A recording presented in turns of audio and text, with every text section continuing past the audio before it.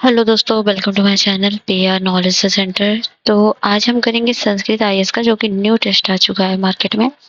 और ये है पूरा 200 सेट का। जैसा कि आपको पता है कि आरओ का एग्ज़ाम जो है वो एक ही पाली में होगा, और वो भी 3 घंटे का होगा, जिसमें हिंदी का और जीएस का दोनों का पेपर साथ में ही होगा। तो आपको उस तरह से अपनी प्रैक्टिसेस करनी है, 3 घंटे बैठने की, 3 घंटे क्वेश्चन सॉल्व करने की, और क्या आपका क्वेश्चन सॉल्व करने का तरीका होगा, इन सब चीज़ों पे काम करना होगा आपको। ठीक है। तो हम ये जो है फुल टेस्ट करवाएंगे आपका। तो इसको टेस्ट के तरीके से ही करिए। मेरे आंसर बताने से पहले आप आंसर बताइए और देखिए आपके कितने सही और कितने गलत हो रहे हैं। तो पहले जीएस का क्वेश्चन है 140, फिर उसके बाद 41 से लेके पूरा 200 तक आपका हिंदी का टेस्ट है। तो जैसा कि आपको पता है, मैं बहुत दिन बाद क्लासेस कर रही हूँ। इसके पहले भी एक क्लासेस आ चुकी है। तो कोई बात नहीं, अब हम टेस्ट को थोड़ा सा 1-2 दिन के गैप पे करेंगे कंप्लीट टेस्ट, और टेस्ट करते रहिए। और जो कमियां हो, जहाँ पर गलतियां कर रहे हो, पॉलिटी, इकोनॉमी, हिस्ट्री, ज्योग्राफी, कहीं भी, उस चीज़ को जाइए तुरंत अपने बुक में, नोट्स में देखिए, रिवाइज करिए। रिवाइज के लिए कोई दूसरा दिन मत रखिए, क्योंकि अगर आप कल को टालोगे तो कल कल होता चला जाएगा और आपका कंप्लीट हो नहीं पाएगा। और देखा जाए तो एग्ज़ाम को बहुत कम दिन बचे हैं। तो चलिए हम अपने टेस्ट को करते हैं। और हाँ, टेस्ट को एकदम टेस्ट के तरीके से करिए, और वीडियो को प्लीज़ शेयर करिए, क्योंकि सब तक पहुँच नहीं पाता है तो इतना अच्छा फीडबैक नहीं आता है, फिर मोटिवेशन नहीं मिलता कि कैसे वीडियो बनाएं। चलिए, तो ये है, निम्नलिखित कथनों पर विचार कीजिए। पहला है, संसद भारत के राजनीतिक मानचित्र में परिवर्तन कर सकती है। ठीक है। और राज्य की सीमाओं में परिवर्तन के लिए राज्यों की अनुमति आवश्यक नहीं है। मेन पॉइंट को हाईलाइट किया करिए, ताकि आपको समझने में दिक्कत ना हो कि क्वेश्चन पूछ क्या रहा है। तो इसमें पूछ रहा है, एक सही है, दो सही है, एक दो, दोनों सही है, ना तो एक ना तो दो सही है। देखिए, संसद भारत के राजनीतिक मानचित्र में परिवर्तन कर सकती है, तो बिल्कुल कर सकती है। जैसे कि आपको पता है, अनुच्छेद 3 जो है, संसद किसी भी राज्य में, इसके अलावा राज्य क्षेत्र में भी जो है, राज्यों को या राज्यों के भाग को मिलाकर, अथवा किसी राज्य क्षेत्र को किसी राज्य के भाग के साथ मिलाकर नए राज्य का निर्माण कर सकती है। तो भौगोलिक का मतलब बढ़ा सकती है, जैसे सीमाएं वगैरह। तो ये जो है, ये कथन तो बिल्कुल सही है। और दूसरा है, राज्यों की सीमाओं परिवर्तन के लिए राज्यों की अनुमति आवश्यक नहीं है। बिल्कुल नहीं है। उनसे पूछा जाएगा, हाँ बुलाया जाएगा, भाई क्या मशवरा वगैरह है, लेकिन माना नहीं जाएगा। तो इसलिए इनकी अनुमति आवश्यक नहीं है। मतलब अनुमति आवश्यक नहीं है, उनकी अनुमति हो या ना हो, लेकिन होता है। तो इसलिए दोनों ही कथन बिल्कुल सही है।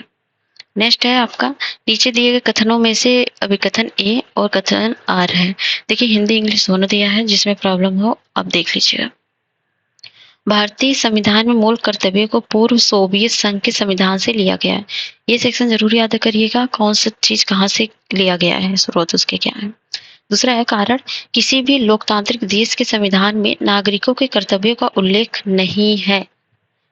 नागरिकों के किसी भी लोकतांत्रिक देश के संविधान में नागरिक कर्तव्यों का उल्लेख नहीं है।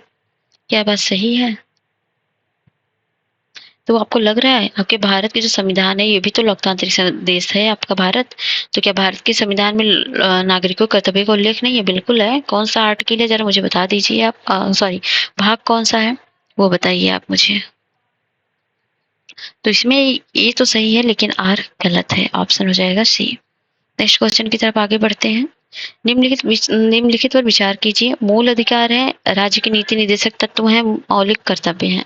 ऊपर्युक्त में से किसका किनका मूल स्रोत उद्देशिका है? एक का, एक दो दोनों का, एक तीन का, या एक दो तीन का? उद्देशिका, जिसका भाग किसमें है? तो भाग 3 में है मूल अधिकार, और भाग 4 में है डीपीएसपी, और मौलिक कर्तव्य 4A में, मतलब पार्ट 4A में है। तो इसका इन सभी का ही जो मूल स्रोत है वो क्या है? उद्देशिका। ठीक है। तो सभी के सभी हो जाएंगे ऑप्शन डी। राज्य के नीति निर्देशक सिद्धांतों को किसने लक्ष्य एवं आकांक्षाओं का घोषणा पत्र कहा था? केटी शाह ने, टीटी कृष्णचारी ने, केसी वेयर ने, या आइसबर चैनिंग्स ने? किसने कहा था? तो ये कहा था केसी वेयर ने। काफी पूछा गया क्वेश्चन है, इसको देख लीजिएगा। और रही बात केटी शाह की, तो केटी शाह ने इसे अतिरेक कर्मकांडी बताया, और इसकी तुलना एक चेक जो कि बैंक में है उसका भुगतान बैंक संसाधनों के अनुमति पर ही संभव है, इस पे ये कहा था। और नसरुद्दीन थे, उन्होंने भी कहा था कि मतलब ये सिद्धांत नववर्ष प्रस्ताव की तरह है और जनवरी को टूट जाता है।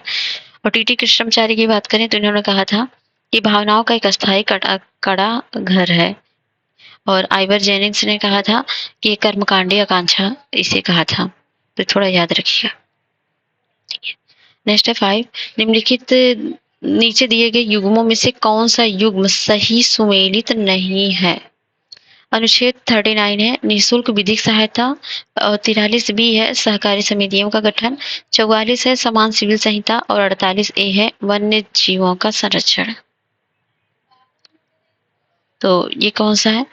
तो 39 है सभी नागरिकों को जो है कौन सा सही नहीं, 39 में निःशुल्क विधिक सहायता, और 43 भी है सहकारी समितियों का गठन, 44 है समान सिविल संहिता, 48 वन्य जीवों का संरक्षण। इसमें देखिए निःशुल्क विधिक सहायता नहीं है, सभी नागरिकों को जो है जीविका के पर्याप्त साधन की प्राप्ति है। जो 39 ए है उसमें है ये, ठीक है, इसमें नहीं है, तो ये हो जाएगा गलत। तो गलत ही पूछा है तो ऑप्शन आपका ए हो जाएगा। 6 है निम्नलिखित में से किस वाद में उच्चतम न्यायालय ने स्पष्ट किया कि हर विशिष्ट मामले में मूल संरचना के सिद्धांत पर विचार किया जा सकता है। मूल संरचना के सिद्धांत पर विचार किया जाता है, ये है आपका प्रस्तावना की बात।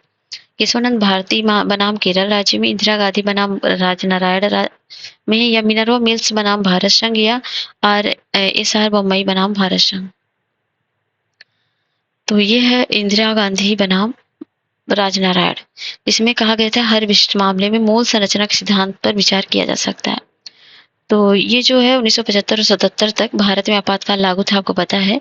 इस मामले में संविधान के कई अभिन्न पहलुओं पर सवाल उठाए गए थे और इनका मूल ढांचा न्यायालयों के अधिकार क्षेत्र की शक्ति, राज्य के तीनों अंग जैसे पृथककरण तीनों अंगों का, जैसे विधायिका, कार्यपालिका, न्यायपालिका, जिसमें विधायिका के कार्य, स्वतंत्र निष्पक्ष चुनाव का अधिकार, कानून का शासन और न्यायिक समीक्षा, और अंत में राजनीतिक न्याय था। जो इंदिरा नेहरू गांधी बनाम राजनारायण विवाद में न्यायमूर्ति से चंद्रचूड़ थे, जो DY चंद्रचूड़ थे उनके पिताजी, वो हर विशिष्ट मामले में अमूर्त रूप से नहीं बल्कि ठोस समस्या के संदर्भ में मूल संरचना के सिद्धांत पर विचार किया जा सकता है, बात कहा था। तो ये याद रखिएगा। बाकी Keshavananda, Minerva Mills, SR Bommai, इनके बारे में तो आप जानते होंगे, नहीं जानते हैं जाइए फटाक से नोट्स पे अभी के भी रिविजन कर लीजिएगा टेस्ट के बाद। 7 है निम्नलिखित में से किस विषय में संशोधन करने के लिए केवल संसद के विशेष बहुमत की आवश्यकता होती है। राजभाषा का प्रयोग, मूल अधिकार का, राष्ट्रपति का निर्वाचन, संसद के राज्यों का प्रतिनिधित्व। तो इसमें बोल रहा है निम्नलिखित में से किस विषय में संशोधन करने के लिए केवल संसद के विशेष बहुमत की आवश्यकता होती है, साधारण नहीं विशेष बहुमत की। तो इसमें देखिए राजभाषा का प्रयोग करने के लिए स्पेशल नहीं बल्कि साधारण बहुमत की आवश्यकता होती है, राष्ट्रपति के निर्वाचन में भी इसमें। लेकिन मूल अधिकार इतना आसान तो है नहीं, तो मूल अधिकार में क्या होगा, इसमें आपको विशेष बहुमत की आवश्यकता होगी, ठीक है।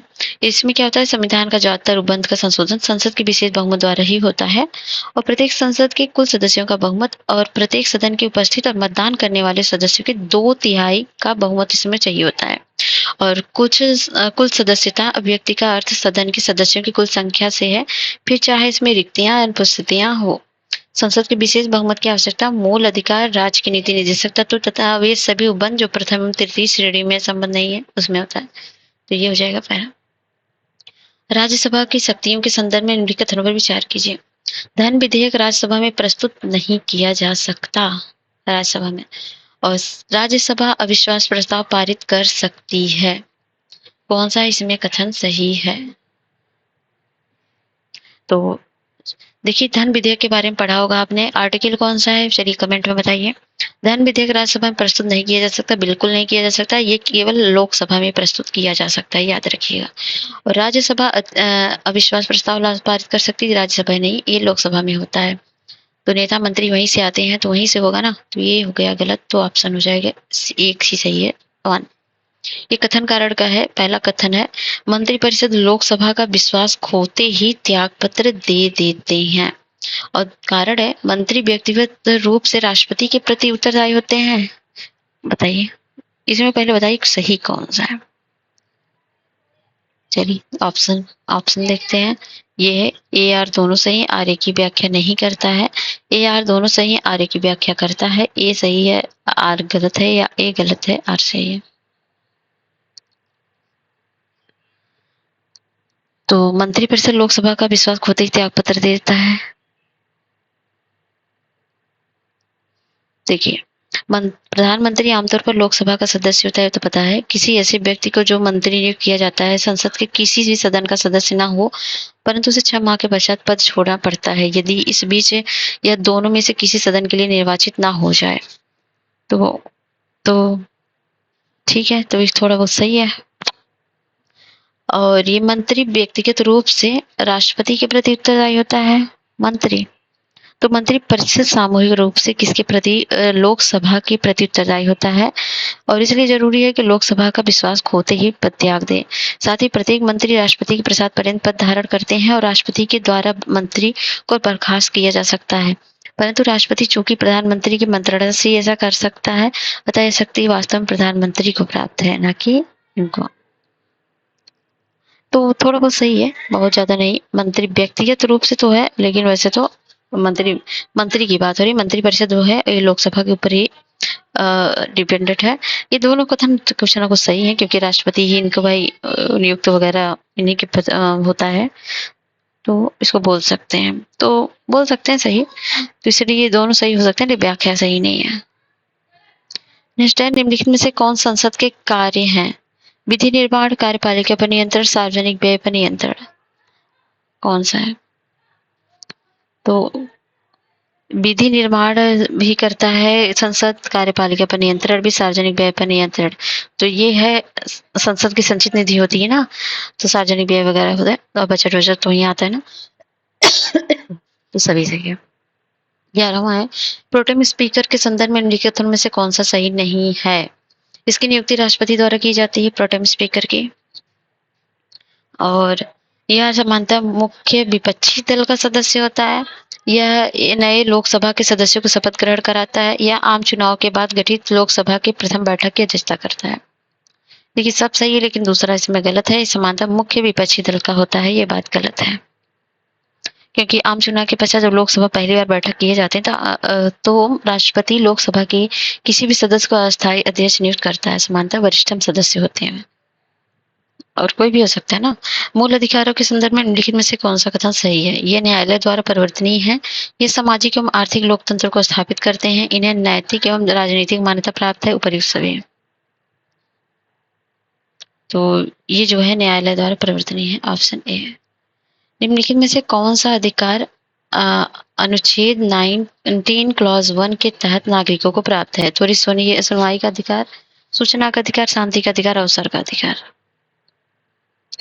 ये हो जाएगा शांति का अधिकार।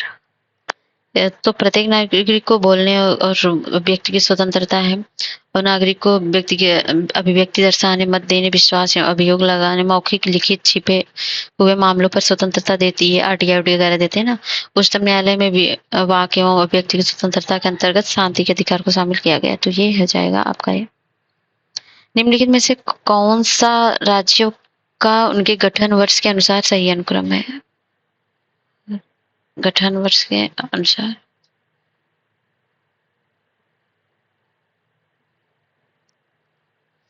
तो नागालैंड का गठन हुआ था 1963 में, ये ऑप्शन ए होगा। इसका गठन हुआ था 1963 में, 63 लिख देती हूँ, 1963 का। और हरियाणा का गठन कब हुआ था? तो हरियाणा का पंजाब, नागालैंड का गठन हुआ था आपका 1963 में। 1966 में पंजाब राज्य से भारतीय संघ के 17वें, मतलब 1966 में ये जो है हरियाणा निकला था पंजाब से। उसके बाद सिक्किम तो पता होगा आप लोग को कब हुआ था, 1975। तो यही ऑप्शन सही है आपका, ऑप्शन ए। भारतीय मूल के व्यक्तियों के संदर्भ में निम्नलिखित कथनों में से कौन सा सही नहीं है? इनके पास विदेशी नागरिकता होती है, इनके पूर्वज भारतीय नागरिक थे, इनके पास भारतीय पासपोर्ट होता है, इन्हें भारत आने के लिए वीजा की आवश्यकता होती है। यह भारतीय मूल के व्यक्तियों के लिए। इसमें पूछा है कौन सा गलत है। देखिए इनके पास भारतीय पासपोर्ट होता है, गलत है।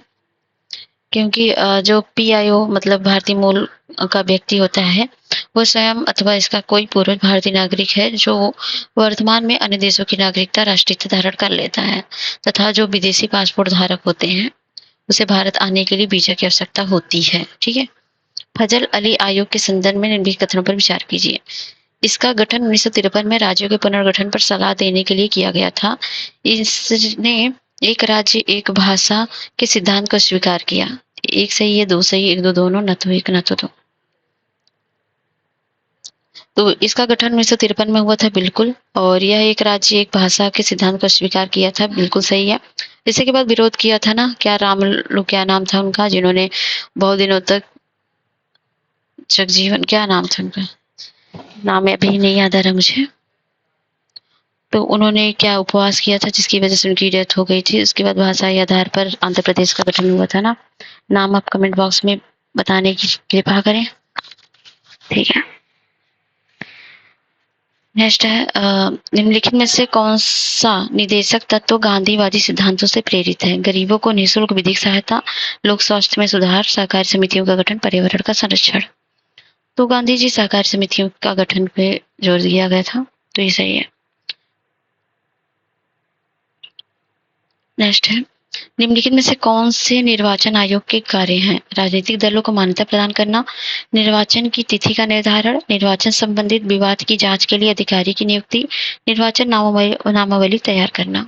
2 3 सही है, 3 4, 1 2 4 या 1 2 3 4। देखिए सभी बातें बिल्कुल सही है। ये निर्वाचन में होता है ना, राजनीतिक दलों को मान्यता प्रदान की जाती है, निर्वाचन की तिथि, ये सब तो होता है, कॉमन सेंस की बात है। 19वां है निम्नलिखित में से कौन सा भारतीय संविधान की संघात्मक विशेषता है। लिखित संविधान, आपातकालीन प्रावधान, या अखिल भारतीय सेवाएं, या नागरिकता। तो संघात्मक विशेषता तो वह है लिखित संविधान, ऑप्शन ए हो जाएगा।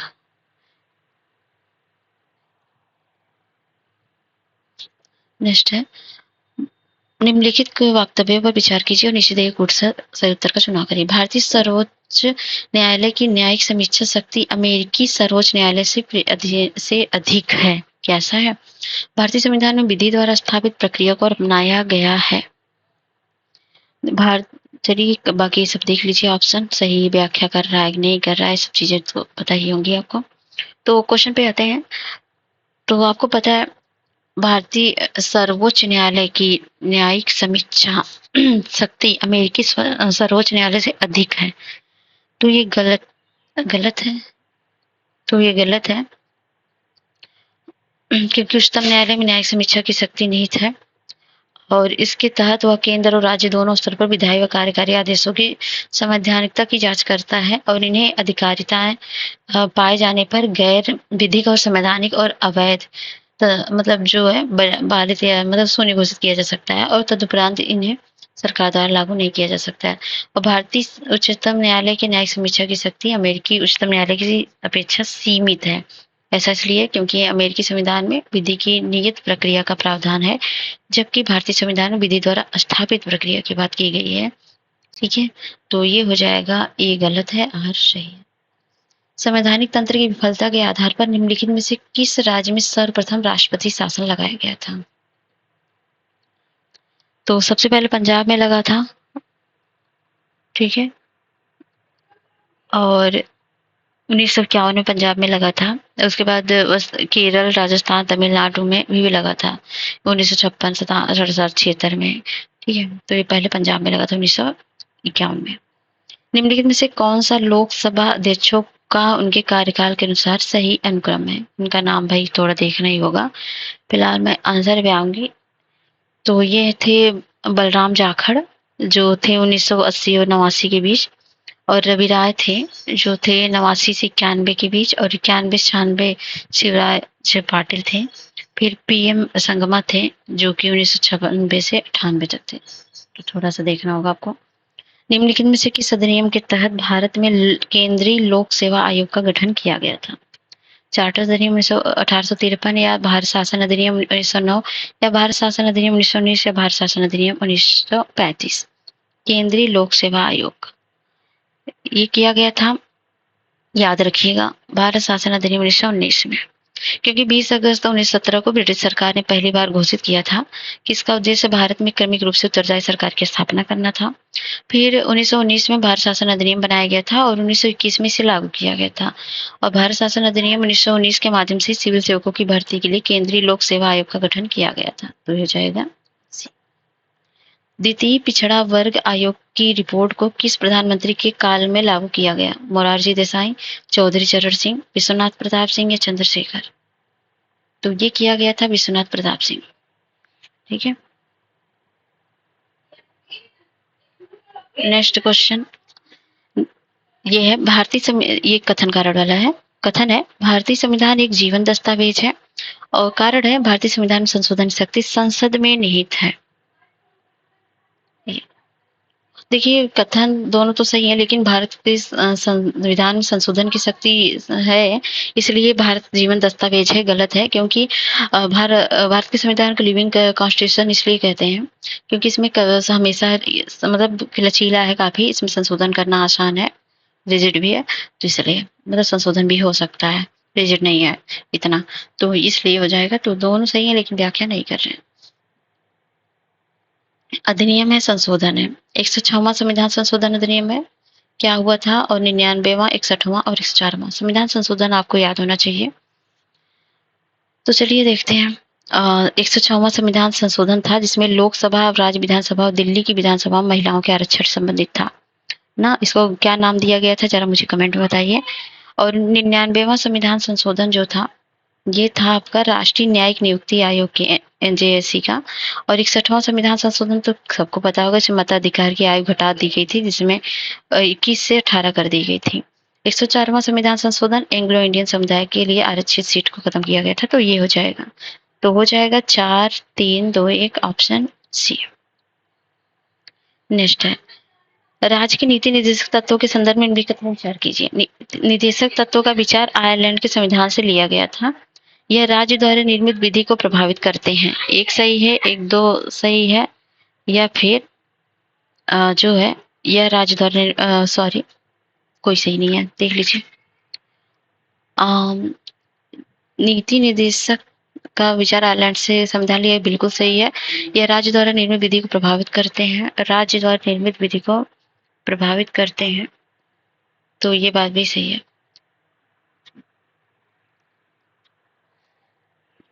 तो राज्य जो DPSP होता है, इससे क्या मतलब है कि जो नीतियां एवं कानूनों को प्रभावित बनाते हैं और समय मतलब प्रभावी बनाते समय राज्य एवं तत्वों को ध्यान में रखेगा। तो ये दोनों ही बातें सही हैं।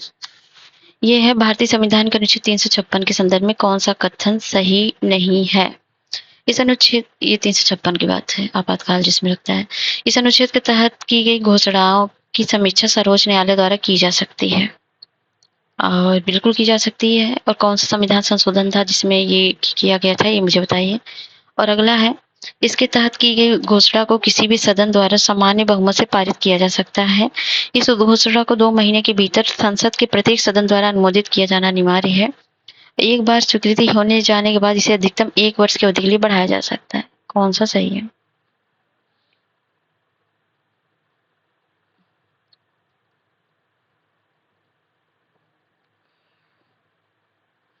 देखिए, 1 वर्ष के लिए नहीं बल्कि ये 6 महीने के लिए बढ़ाया जा सकता है, तो ये आपका गलत हो जाएगा, ऑप्शन हो जाएगा डी। ठीक है, राष्ट्रपति शासन जो है 6 माह तक चलता है और इसे अधिकतम 3 वर्ष की अवधि के लिए संसद की प्रत्येक 6 माह की स्वीकृति के साथ बढ़ाया जाता है, तो ये हो जाएगा गलत।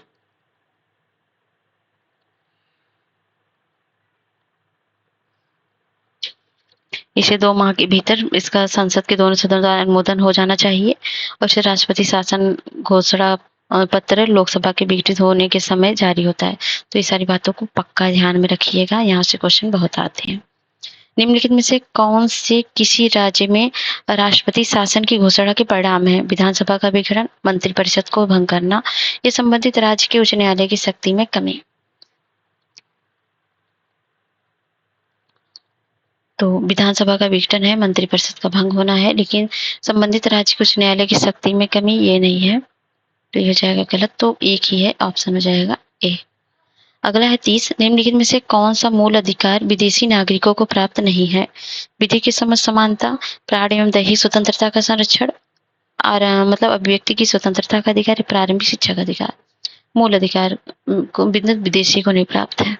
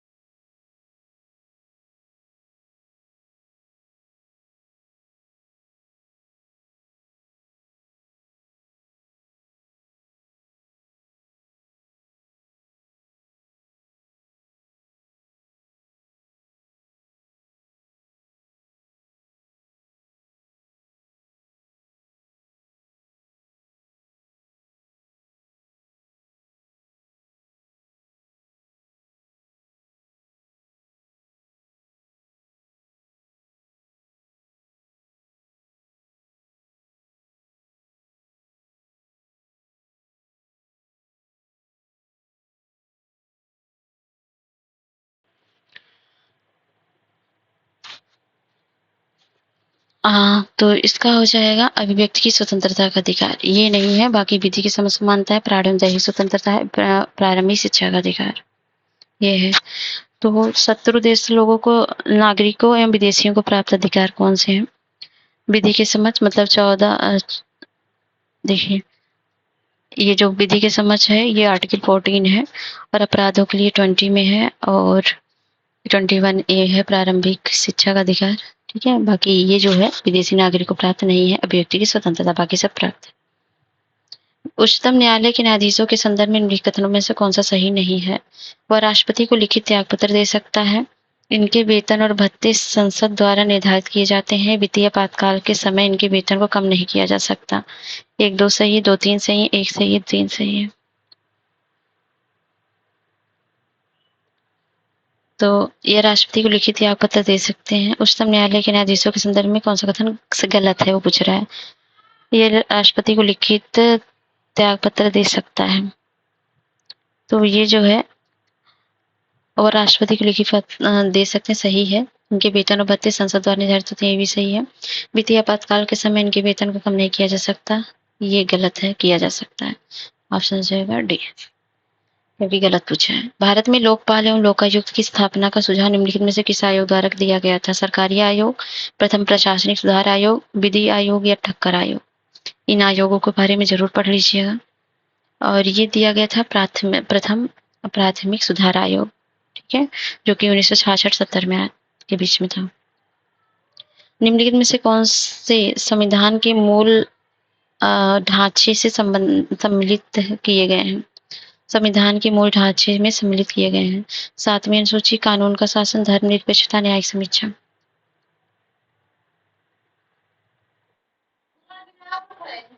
ये है सभी।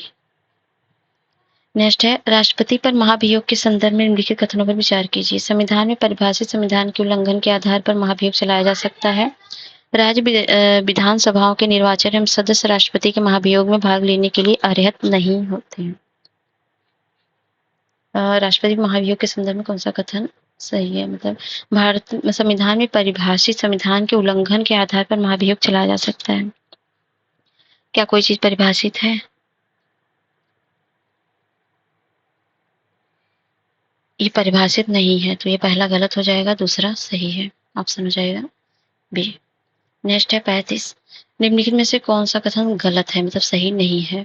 मुख्य निर्वाचन आयुक्त एवं अन्य आयुक्तों की नियुक्ति राष्ट्रपति द्वारा की जाती है। निर्वाचन आयोग ये संविधानेतर संस्था है। मुख्य निर्वाचन आयुक्त राष्ट्रपति के प्रसाद पर्यंत पद धारण करता है। संविधान में निर्वाचन आयोग के सदस्यों की पदावधि का उल्लेख नहीं है।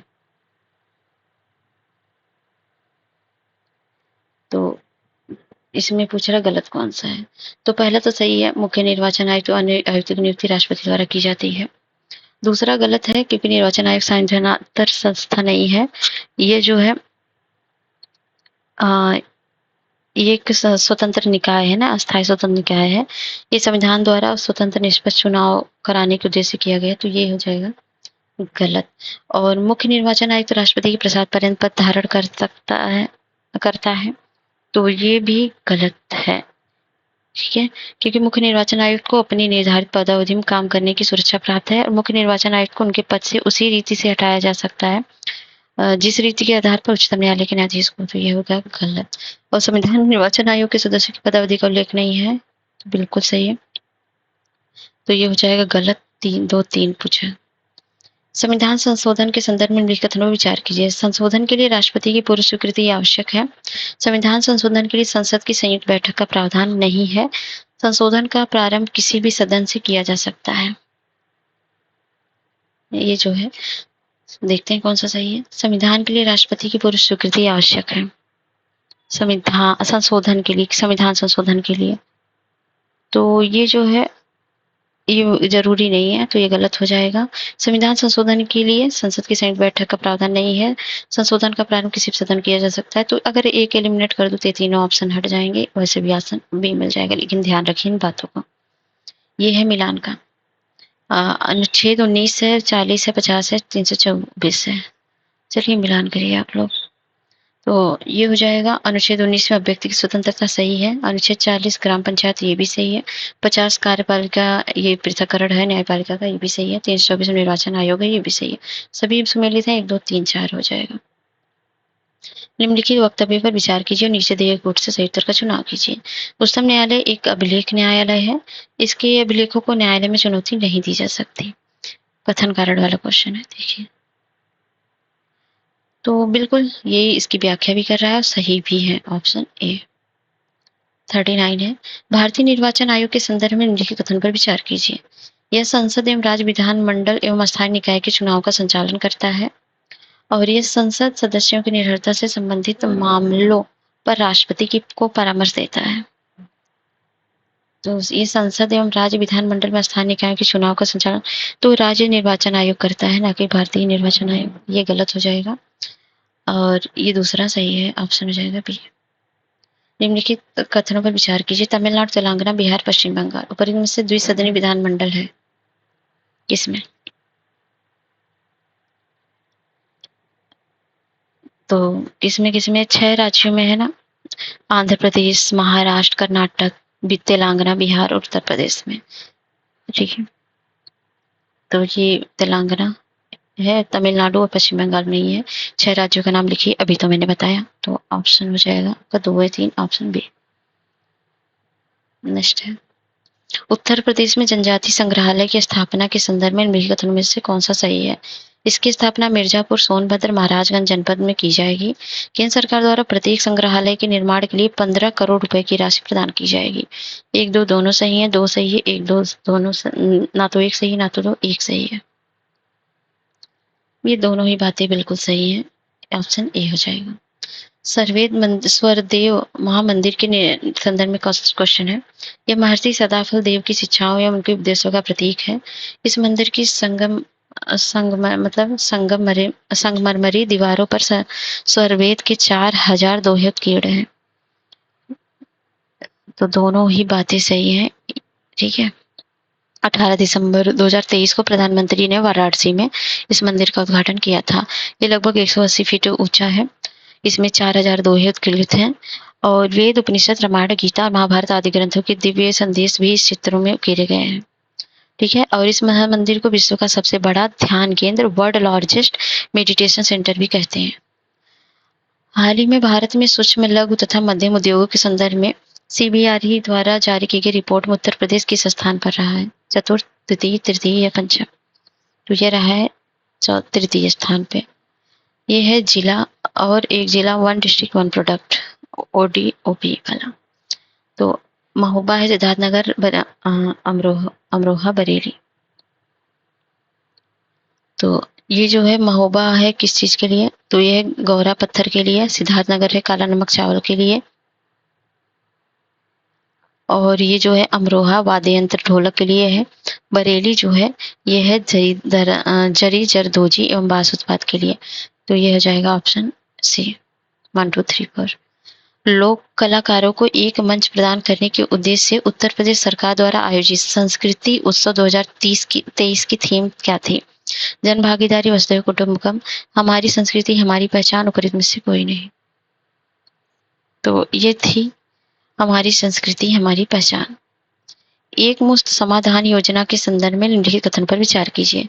यह उत्तर प्रदेश पावर कॉर्पोरेशन द्वारा बिजली चोरी पर नियंत्रण के लिए प्रारंभ की गई है। इसमें 1 किलोवाट भारित कनेक्शन वाले बिजली उपभोक्ताओं को 100% छूट प्रदान का प्रावधान है। एक मुश्त समाधान योजना। तो ये जो योजना है, ये जो है 8 नवंबर से 31 दिसंबर 2023 तक 3 चरणों में लागू की गई थी। तो ये तो दोनों बातें बिल्कुल सही हैं। अंतर्राष्ट्रीय मानक संगठन द्वारा गुणवत्तापूर्ण सेवा प्रदान करने के लिए उत्तर प्रदेश की किस ग्राम पंचायत को सम्मानित किया गया?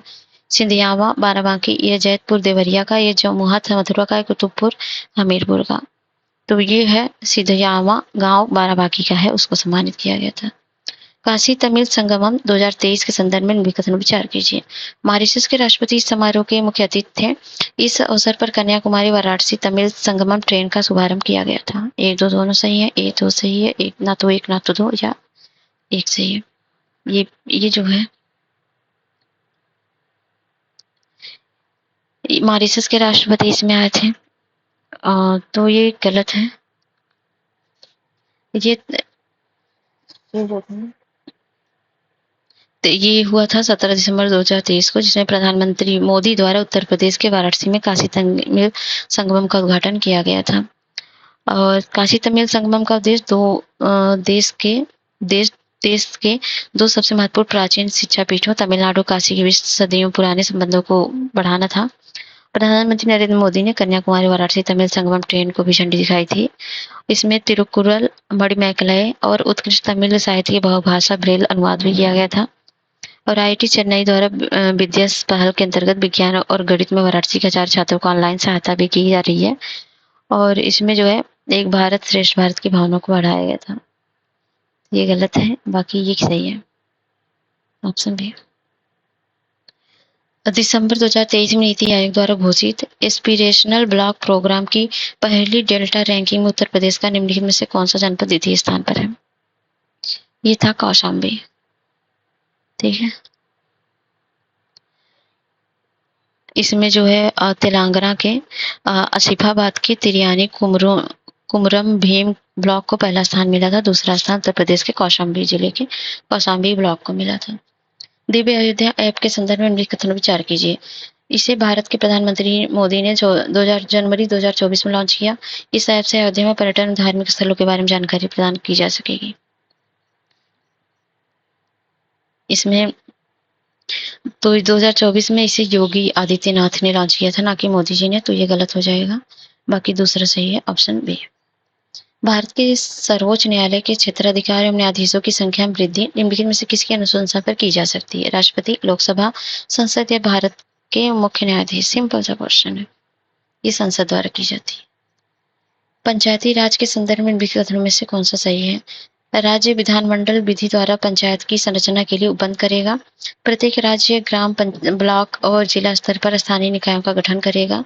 ऐसे राज्य जिनकी संख्या 20 लाख से अधिक नहीं है, वे मध्य स्तर पर पंचायत का गठन नहीं कर सकेंगे। तो तीनों बातें सही हैं, ऑप्शन डी। ये मिलान करना है। संघ लोक सेवा वित्त आयोग या राष्ट्रीय अनुसूचित जनजाति आयोग या भारत का नियंत्रण महालेखा? ये संघ लोक सेवा आयोग है 315, वित्त आयोग है 280, राष्ट्रीय अनुसूचित जाति आयोग है ये है 338 और ये है महालेखा परीक्षा वाला 148। तो बचाएगा 2143, 2143 ऑप्शन डी।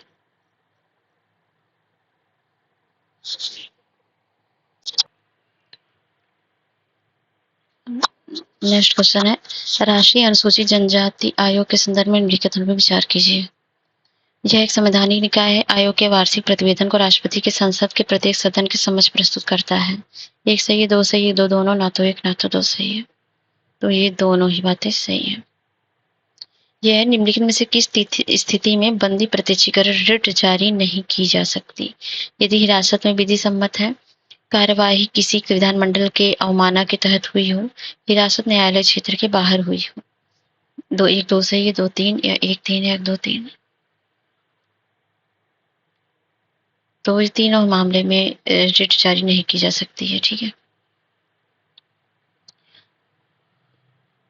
और ये बताइए रिट कौन-कौन से न्यायालय जारी करते हैं और आर्टिकल भी बताइए मुझे। ये कथन का लड़का है, कोई भी सरकार नीति बनाते समय राज्य की नीति निर्देशक तत्वों की अवहेलना नहीं कर सकती। राज्य की नीति निर्देशक तत्व न्यायालय में स्वतः परिवर्तनीय है। तो कथन कारण वाला है, कोई भी सरकार नीति बनाते समय राज्य के नीति निर्देशक तत्वों की अवहेलना नहीं कर सकते हैं क्योंकि जहाँ अभी लागू नहीं है ये। और राज्य के नीति निर्देशक तत्व न्यायालय में स्वतः परिवर्तनीय है। ओहो, ये गलत है, कारण गलत। एक मिनट,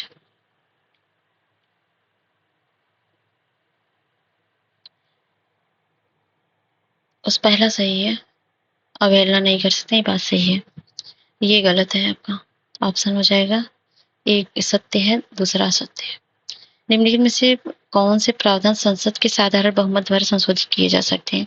किसी राज्य में विधान परिषद का सृजन या उत्साधन, छठी अनुसूची संबंधित विषय, नागरिकता या संसद सदस्य के वेतन भत्ते। तो सभी है, ऑप्शन डी। निम्नलिखित में से किसका उल्लेख निर्देशक तत्वों में नहीं है? कमजोर वर्गों के शैक्षणिक एवं आर्थिक हितों को प्रोत्साहन, सार्वजनिक सेवाओं में अनुसूचित जातियों एवं जनजातियों को सुरक्षा, न्यायपालिका कार्यपालिका पृथककरण, अंतर्राष्ट्रीय शांति एवं सुरक्षा को प्रोत्साहन। तो ये है, गलत पूछ रहा है, तो यह सार्वजनिक सेवा में अनुसूचित जातियों जनजातियों की सुरक्षा, इसका उल्लेख नहीं है। और आपातकाल के संदर्भ में लिखित विचार कीजिए। राष्ट्रपति द्वारा आपातकाल की घोषणा प्रधानमंत्री की मौखिक सलाह पर की जाती है। आपातकाल की घोषणा को किसी भी न्यायालय में चुनौती नहीं दी जा सकती। अभी तो कुछ देर पहले ही आपने इसके बारे में क्वेश्चन सॉल्व किया था। तो दोनों ही बातें बिल्कुल गलत है, ठीक है, ऑप्शन डी। नेक्स्ट है, लोकसभा महासचिव के संदर्भ में निम्नलिखित कथन विचार कीजिए। इसकी नियुक्ति राष्ट्रपति करता है, यह राष्ट्रपति के प्रति उत्तरदायी होते हैं, ये संसदीय प्रथाओं द्वारा परंपराओं का रक्षक होते हैं। एक दो सही है, दो तीन सही है, तीन सही है, एक दो तीन सही है।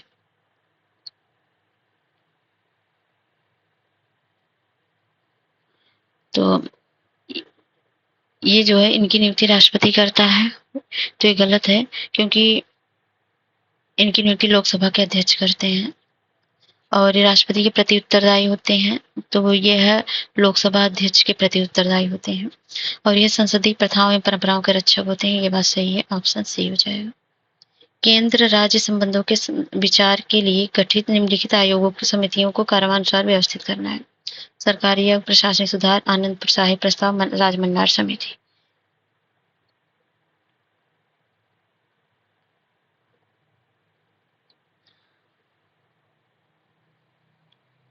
तो केंद्र राज्य सुधारों के बारे में,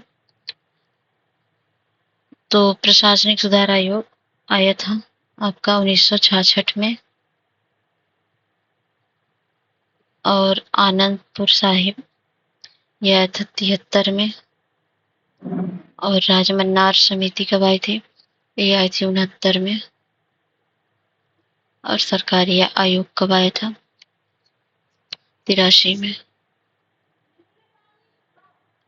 तो ये हो जाएगा दूसरा, चौथा, तीसरा, पहला, ये ऑप्शन बी है। नेक्स्ट है, भारतीय संविधान द्वारा नागरिकों को किस अनुच्छेद के तहत अपनी भाषा, लिपि या संस्कृति को संरक्षित करने का अधिकार दिया गया है? 350, 351, 350 ख या अनुच्छेद 29?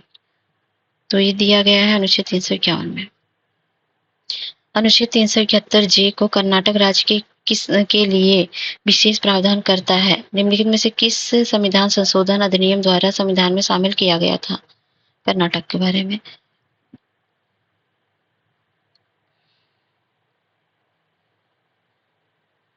एक मिनट,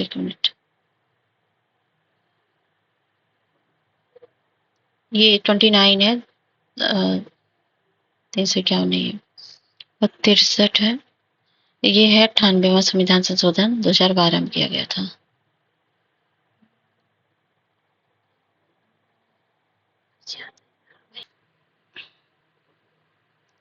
नीचे दिए गए कथनों पर विचार करना है। कथन कारण वाला है।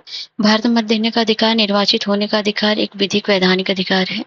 भारत में मत देने का अधिकार और निर्वाचित होने के अधिकार का उल्लेख संविधान में नहीं किया गया है। ए सही है, आर असत्य है, या फिर ए असत्य है, आर सत्य है। ए आर दोनों सही है, आर ए की व्याख्या करता है। ए आर सही है लेकिन आर ए की व्याख्या नहीं करता है। तो ये दोनों ही सही है और दोनों व्याख्या कर रहे हैं, तो ऑप्शन सी हो जाएगा।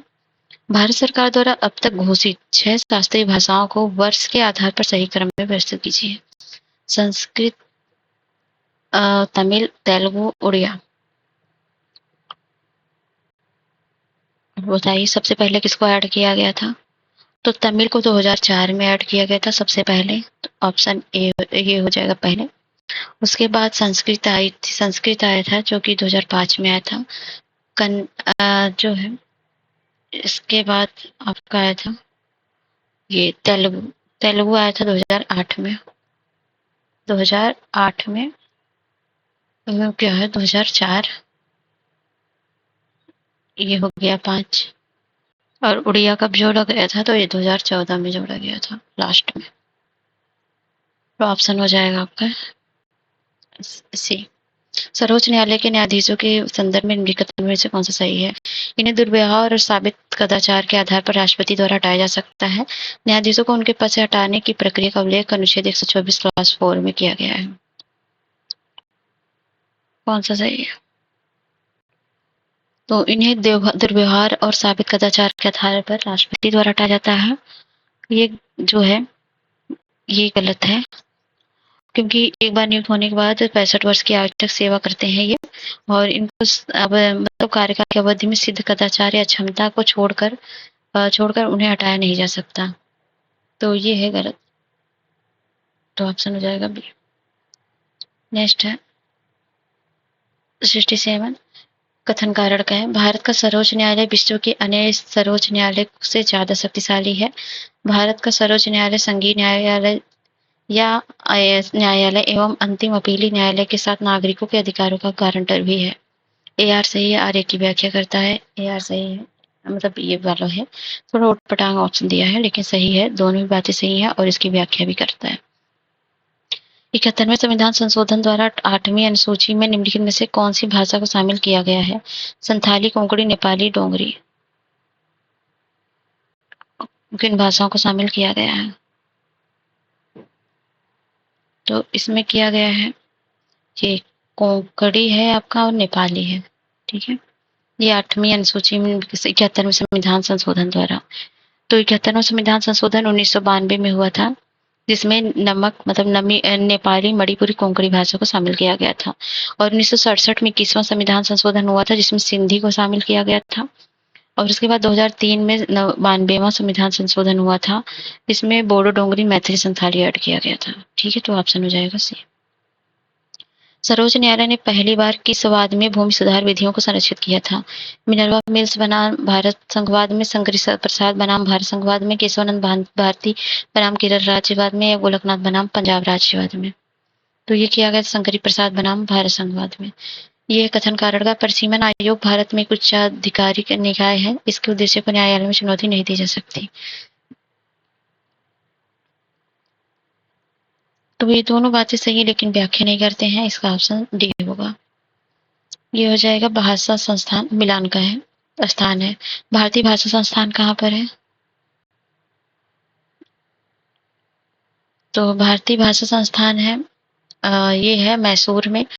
केंद्रीय संस्कृति संस्थान नई दिल्ली में है। केंद्रीय हिंदी संस्थान आगरा में है। और ये है अंग्रेजी और विदेशी भाषा विश्वविद्यालय, ये हैदराबाद में है। Option C. पंचायत राज से संबंधित निम्नलिखित समितियों को काल क्रमानुसार व्यवस्थित कीजिए तथा नीचे दिए कुछ सही उत्तर का चुनाव कीजिए। जीवी के राव समिति है, एल एम सिंधवी समिति है, बलवंत राय मेहता है, अशोक मेहता।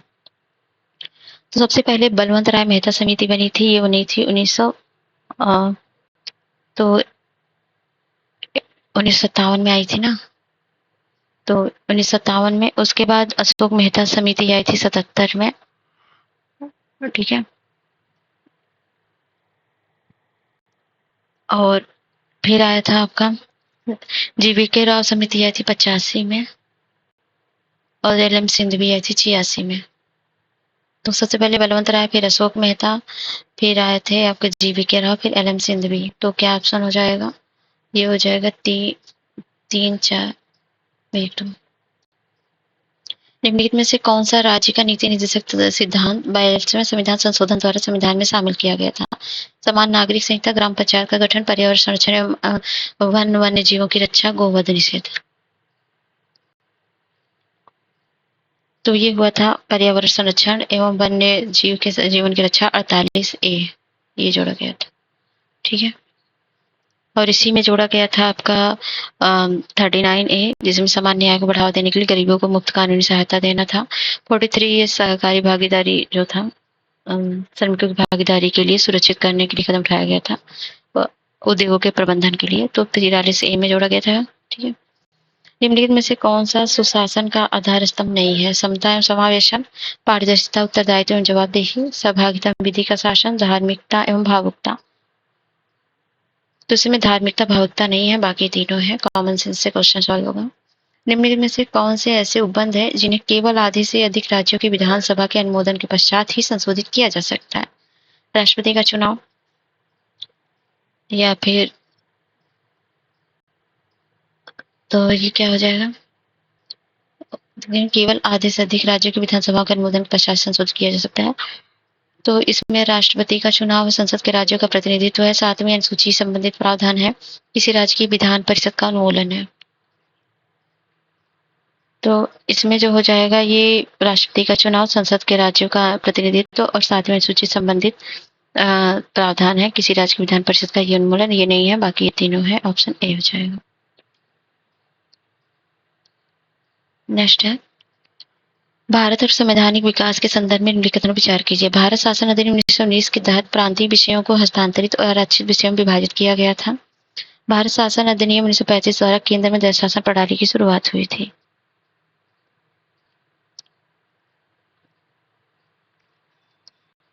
तो 1919 का जो अधिनियम था, इसके तहत प्रांतीय विषयों को हस्तांतरित और आरक्षित विषयों में विभाजित किया गया था, सही है। और इसमें भारत शासन अधिनियम द्वारा 1935 द्वारा केंद्र में द्वैध शासन प्रणाली की शुरुआत हुई थी। तो भारत शासन अधिनियम द्वारा केंद्र में द्वैध शासन की प्रणाली की शुरुआत हुई थी, ये बात सही है। प्रांतीय विषयों को हस्तांतरित विषयों में, और इसमें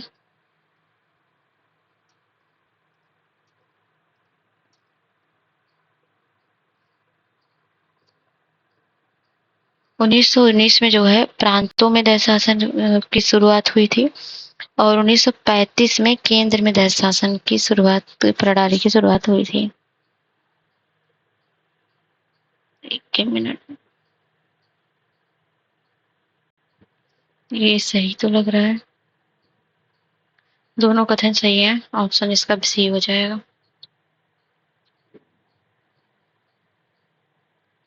नेक्स्ट है, सूची 1 को सूची 2 से मिलान करना है।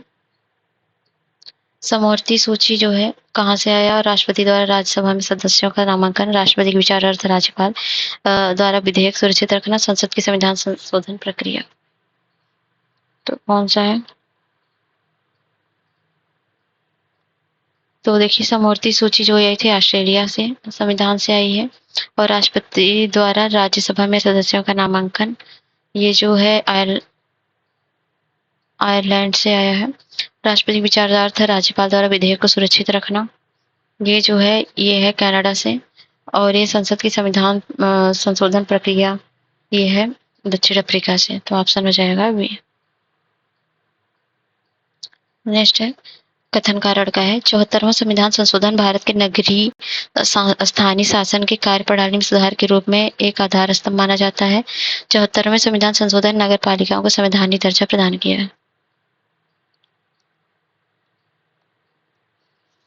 ये दोनों ही सही है, व्याख्या भी सही है। भारत के संविधान के निर्माण के संबंध में निम्नलिखित कथनों में से कौन सा सही नहीं है? नेहरू द्वारा प्रस्तुत उद्देश्य प्रस्ताव ने संविधान के निर्माण को प्रस्तावित किया। भारत की शासन व्यवस्था का दर्शन प्रस्तावना में परिलक्षित है। ये और संविधान के को संविधान के लागू होने के साथ अपनाया गया है। राज्य प्रमुख का निर्वाचन अप्रत्यक्ष रूप से होता है। गलत पूछ रहा है, तो इसमें सी ही गलत है। संविधान के कामों को संविधान में लागू होने के साथ अपनाया गया, तो ये गलत है। ठीक है, कब अपनाया गया था? Preamble has been adopted with the implementation of constitution. बताइए इसका। तो संविधान लागू होने के बाद अपनाया गया था इसको, प्रस्ताव मतलब प्रियम्बल को। भारत में संपत्ति के अधिकार की वर्तमान स्थिति के संदर्भ में निम्नलिखित कथनों से कौन सही है? यह केवल नागरिकों को प्राप्त मूल अधिकार है, संपत्ति का अधिकार।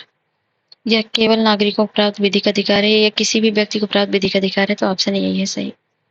हाल ही में भारत सरकार ने निम्नलिखित में से किस पड़ोसी देश के साथ वीजा रहित आवागमन की सुविधा को समाप्त कर दिया? नेपाल, भूटान, बांग्लादेश, म्यांमार।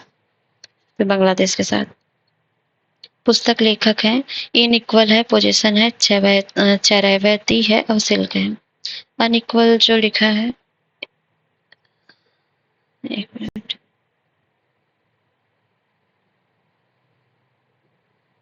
अनइक्वल लिखा है स्वाति नारायण ने, और पोजीशन लिखा है, ये लिखा है एएस व्याट ने, और चरैवती लिखा है प्रणब वर्धन ने, और सिल्क लिखा है आदित्य प्रसाद ने। 2, 1, 4, 3 ऑप्शन बी हो जाएगा। नेक्स्ट है 43। हाल ही में नागरिक उड्डयन मंत्री ज्योतिरादित्य सिंधिया द्वारा उत्तर प्रदेश में 5 हवाई अड्डों का प्रस्ताव रखा गया। निम्नलिखित में से कौन सा जनपद प्रस्तावित हवाई अड्डे की सूची में शामिल नहीं है? आजमगढ़, अलीगढ़, श्रावस्ती या सीतापुर। तो इसमें सीतापुर नहीं है, बाकी ये है तीनों। तो अभी अयोध्या में किया गया था ना वाल्मीकि अंतरराष्ट्रीय हवाई अड्डे का उद्घाटन। ठीक है, नेक्स्ट है 84। हाल ही में निम्नलिखित में से किसे international institute for the unification of private law का सदस्य चुना गया? नलिन किशोर को, उमा शेखर को, रंजीता कपूर को, शशि कुलश्रेष्ठ को। तो ये चुना गया है उमा शेखर को। देश है, राष्ट्रपति है, लाइबेरिया के राष्ट्रपति हैं, ग्वाटेमाला, कांगो गणराज्य के, और अर्जेंटीना के। तो लाइबेरिया के राष्ट्रपति हैं जोसेफ बोकाई, और ग्वाटेमाला के कौन बने हैं? बर्नार्डो, और ये है कांगो गणराज्य के, ये बने फेलिक्स सिसेकेडी, और ये है अर्जेंटीना के जेवियर मिलेई। ठीक है, तो ऑप्शन आपका हो जाएगा 4, 3, 2, 1 सी। हाल ही में इसरो ने निसार उपग्रह के निर्माण के लिए निम्नलिखित में से किस देश की अंतरिक्ष एजेंसी के साथ मिलकर संयुक्त रूप से कार्य करने का निर्णय लिया? यूएसए के, जापान, रूस या कनाडा? ये किया है यूएसए।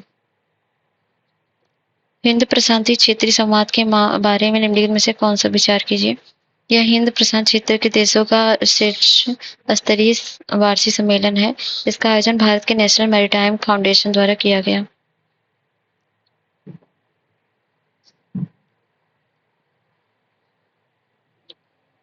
तो इसका सही आंसर होगा, दोनों बातें सही हैं। हाल ही में प्रधानमंत्री कृषि सिंचाई योजना त्वरित सिंचाई लाभ कार्यक्रम के अंतर्गत शामिल जमरानी बांध परियोजना निम्नलिखित में से किस राज्य में स्थित है? उत्तर प्रदेश, उत्तराखंड, हरियाणा या राजस्थान? तो यह स्थित है उत्तराखंड में। हाल ही में समाचारों में रहा टाटमाडा निम्नलिखित में से क्या है? बांग्लादेश के विद्रोही गुटों का संगठन, अमेरिका के पूर्वी तट पर आया चक्रवात, म्यांमार का सैन्य जुंटा, चीन द्वारा शनि ग्रह के अन्वेषण के लिए भेजा गया मिशन। तो ये है म्यांमार का सैन्य जुंटा। विश्व का पहला नाइट स्काई रिजर्व निम्नलिखित में से किस स्थान पर स्थापित किया जा रहा है? अलास्का, गुआंगझाओ या न्यू साउथ वेल्स या लद्दाख? तो ये किया जा रहा है लद्दाख में। पुराना न्यूज है, कई बार पढ़ चुके होंगे इसके बारे में। महाधिवक्ता के संदर्भ में निम्नलिखित विचार कीजिए। इसकी नियुक्ति राज्यपाल की सलाह के आधार पर राष्ट्रपति करता है। यह राज्य सरकार को विधि संबंधी विषयों पर सलाह देता है। 1, 2 सही है, 2 सही है, 1, 2 दोनों, ना तो 1 ना तो 2। तो ये दूसरा सही है, पहला गलत है। इसकी नियुक्ति राज्यपाल की सलाह के आधार पर राष्ट्रपति करते हैं। तो ये प्रत्येक राज्य का राज्यपाल उच्च न्यायालय या उच्च न्यायाधीश नियुक्त होने के लिए आरित किसी व्यक्ति को राज्य का महाधिवक्ता नियुक्त करेगा। ठीक है, कौन करेगा? प्रत्येक राज्य का राज्यपाल, ना कि राष्ट्रपति। संविधान संशोधन के संदर्भ में निम्नलिखित कथन विचार कीजिए। इसे राष्ट्रपति की पूर्व मंजूरी के पश्चात संसद के किसी भी सदन पर प्रस्तुत किया जा सकता है। दोनों सदनों में असहमति होने पर इनमें संयुक्त बैठक का प्रावधान है। तो ये जो है दोनों बातें गलत हैं, क्योंकि इसे राष्ट्रपति की पूर्व मंजूरी के पश्चात संसद के किसी भी सदन पर प्रस्तुत किया जा सकता है। ये पहला गलत है, क्योंकि विधेयक को किसी मंत्री या गैर सरकारी सदस्य द्वारा पुनः स्थापित किया जा सकता है, उसके लिए राष्ट्रपति की पूर्व स्वीकृति की आवश्यकता नहीं होती है। दोनों सदन में सहमति होने पर संयुक्त बैठक का प्रावधान इसमें नहीं है, गलत है, तो ऑप्शन बी हो जाएगा। ये है अधिनियम है, प्रावधान है। भारतीय परिषद अधिनियम 1892 है, इसमें क्या प्रावधान था इसमें देखना है, मिलान करिए एक बार। तो देखिए भारतीय परिषद अधिनियम 1892 में ये जो है विधान परिषद में गैर सरकारी सदस्य की नियुक्ति, और चार्टर अधिनियम 1853 में जो है भारत परिषद का गठन किया गया था, और भारत परिषद अधिनियम 1861 में कानून निर्माण में भागीदारी की बात की गई थी। भारत सरकार अधिनियम 1935 में भारत राज्य सचिव परिषद की समाप्ति की गई थी। तो ऑप्शन हो जाएगा सी, 4 2 1 3 1। और ये संविधान में निर्वाचन आयोग के सदस्यों की अर्हता निर्धारित नहीं की गई है। सेवानिवृत्ति के बाद निर्वाचन आयुक्त केंद्र राज्य सरकार के अधीन किसी नियुक्ति के पात्र नहीं है। कौन सा कथन इसमें सही है? तो देखिए संविधान के निर्वाचन आयोग के सदस्यों की अर्हता निर्धारित नहीं की गई है, सही है। इसके पहले भी इस तरह क्वेश्चन सॉल्व किया है आपने। सेवानिवृत्ति के बाद निर्वाचन आयुक्त केंद्र राज्य सरकार के अधीन किसी नियुक्ति के पात्र नहीं है, तो ये गलत है। ये सेवानिवृत्ति के बाद ये सरकार द्वारा अन्य दूसरी नियुक्तियों के में रोक नहीं लगाई गई इनके लिए, तो ऑप्शन एक सही है। ये है गोलकनाथवाद है, ये मिलान करिए, ये तो सिंपल सा है। तो गोलकनाथवाद था मौलिक अधिकार और निर्देशक तत्वों में पूर्णता में केशवानंद मूल ढांचे के सिद्धांत से था, और मिनर्वा मिल्स जो था, और मिनर्वा मिल्स मौलिक अधिकार निर्देशन तत्वों से था, और इंदिरा नेहरू गांधी था मूल संरचना के सिद्धांत से। ये हो जाएगा 3 2 1 4, 3 2 1 4 ऑप्शन डी। यह कथन कारण का राज्य 6 से 14 वर्ष तक की उम्र के बच्चों के लिए निःशुल्क एवं अनिवार्य शिक्षा का प्रदान करेगा।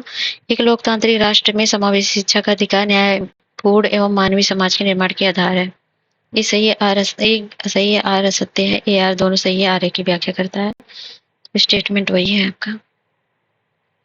तो देखिए इसमें दोनों सही है, व्याख्या भी सही है, ऑप्शन बी। राष्ट्रपति शासन प्रणाली के संदर्भ में निम्नलिखित विचार कीजिए। इसमें कार्यपालिका अपनी लोकतांत्रिक वैधता के लिए विधायिका पर निर्भर रहती है। राष्ट्रपति राज्य का मुखिया होने के साथ साथ कार्यपालिका का मुखिया होता है।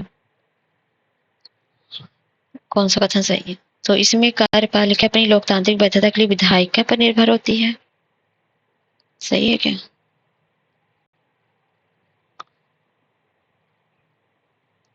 इस प्रणाली में राज्य का मुखिया तथा सरकार का मुखिया एक ही व्यक्ति होता है, ठीक है। इस प्रणाली में राष्ट्रपति वास्तविक कार्यपालिका प्रमुख होता है, और ये जो है कार्यपालिका अपनी लोकतांत्रिक वैधता के लिए विधायिका पर निर्भर नहीं रहती है, तो ये गलत है, दूसरा सही है, ऑप्शन बी। राज्य में नीति निर्देशक तत्वों के संदर्भ में कथन विचार कीजिए। नीति निर्देशक तत्वों का विचार आयरलैंड के संविधान से लिया गया है। यह राज्य द्वारा निर्मित विधि को प्रभावित करता है। ये दोनों ही सही है, ऑप्शन सी। ये मिलान 39 ए में क्या है, इसके पहले भी बताया गया है इसमें से कुछ। 39 में क्या है, ए में मैंने बताया था समान न्याय निःशुल्क विधिक सहायता है। 41 में क्या है, एक मिनट सही है। और ये है 41 में क्या है, 41 में है काम करने का अधिकार, और 45 में क्या है, 14 वर्ष की आयु के बच्चों को निःशुल्क अनिवार्य शिक्षा और कृषि पशुपालन और वैज्ञानिक तकनीक, ये 48। तो ये हो जाएगा 2 4 3 1, 2 4 3 1, ऑप्शन ए। भारत के उपराष्ट्रपति के संदर्भ में क्वेश्चन है। यह जनता द्वारा प्रत्यक्ष रूप से नहीं चुना जाता है। इसके निर्वाचन में राज्य विधानसभाओं के सदस्य शामिल होते हैं। कौन सा कथन सही है?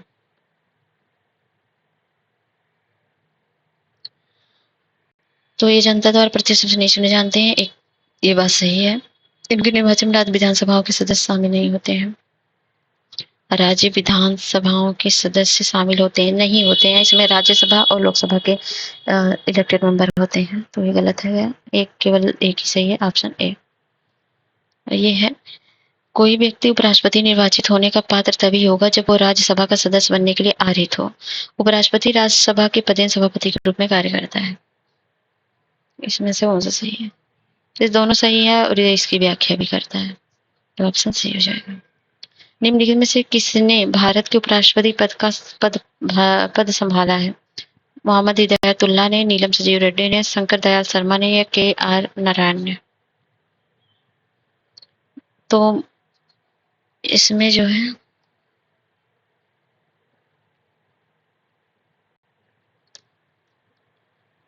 मोहम्मद हिदायतुल्लाह ने किया है, नीलम संजीव रेड्डी नहीं थे, तो 2 को हटाएंगे तो वैसे भी ऑप्शन मिलेगा बी, बाकी 3 थे। भारत के प्रधानमंत्री के संदर्भ में निम्नलिखित में कौन सा कथन सही नहीं, मतलब गलत है? संघ की कार्यपालिका शक्ति प्रधानमंत्री में निहित है, इसकी नियुक्ति राष्ट्रपति द्वारा की जाती है, मंत्रिपरिषद की बैठक की अध्यक्षता करता है, वह सभा पटल पर सरकार की नीतियों की घोषणा करता है। तो इस संघ की कार्यपालिका शक्ति प्रधानमंत्री में नहीं बल्कि किसमें निहित होती है? मंत्रिपरिषद में।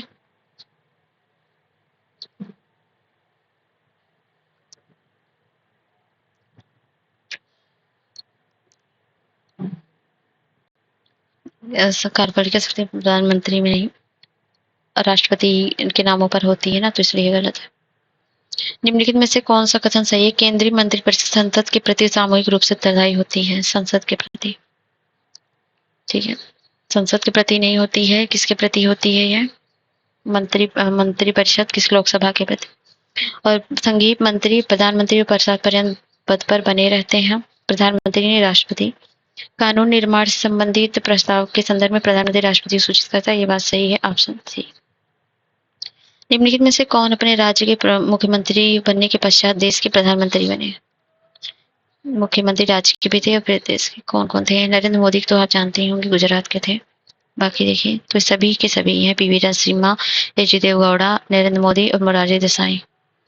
निम्नलिखित में से कौन council of scientific and industrial research का पदेन अध्यक्ष होता है? राष्ट्रपति, उपराष्ट्रपति, विज्ञान और प्रौद्योगिकी मंत्री या प्रधानमंत्री?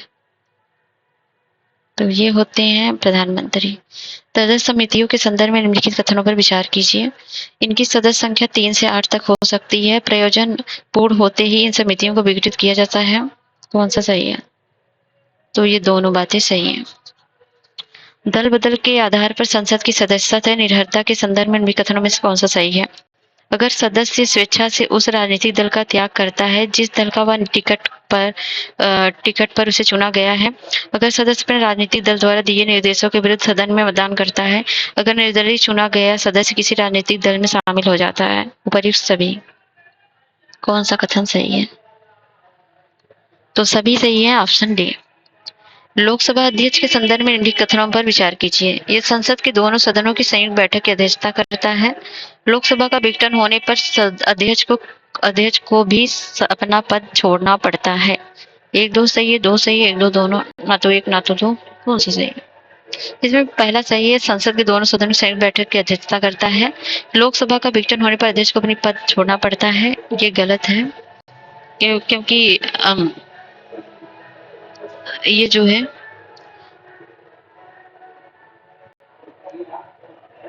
जब लोकसभा विघटित होती है तो अध्यक्ष अपना पद नहीं छोड़ता है बल्कि नई लोकसभा की बैठक का बना रहता है, तो ये ऑप्शन डी हो जाएगा। क्षेत्रीय परिषद के संदर्भ में उनके कथन विचार कीजिए। इसके द्वारा की गई सिफारिशें संबंधित राज्यों के लिए बाध्यकारी होती हैं। इसमें 6ठी अनुसूची संबंधित राज्य को शामिल किया गया है। कौन सा सही है? तो दोनों ही गलत है। इसके द्वारा सिफारिश की राज्य के लिए बाध्यकारी नहीं है, गलत है। इसमें 6ठी अनुसूची संबंधित राज्यों को शामिल किया गया है क्षेत्रीय परिषद में, तो इसमें ये भी गलत है क्योंकि पूर्वोत्तर राज्यों के लिए अलग संसदीय अधिनियम पूर्वोत्तर परिषद अधिनियम 1971 प्रावधान है, तो ये गलत हो जाएगा, तो ये ऑप्शन सी होगा। निम्नलिखित में संविधान के किस अनुच्छेद के अंतर्गत संसद को अंतर्राज्यीय जल विवादों के न्याय निर्णय का अधिकार प्राप्त है? तो ये प्राप्त है अनुच्छेद 262 के तहत। ये अंतर्राज्यीय नदी जल विवाद के न्याय के निर्णय के लिए है। 263 अंतर्राज्यीय परिषद के गठन के लिए है और ये 248 जो है किसके लिए बताइए मुझे, और 252 किसके लिए? 252 है राज्य सूची के विषय के लिए, बाकी 48 और बताइए। ये है अनुसूची विषय है, कौन सी अनुसूची में कौन सा चीज है।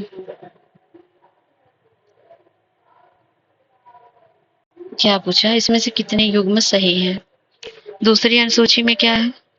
भत्ते एवं विशेषाधिकार दूसरी अनुसूची में गलत है। पांचवी अनुसूची में अनुसूचित जाति एवं जनजातियों के लिए क्षेत्रों के प्रशासन का नियंत्रण है, तो ये सही है। छठी अनुसूची में क्या है?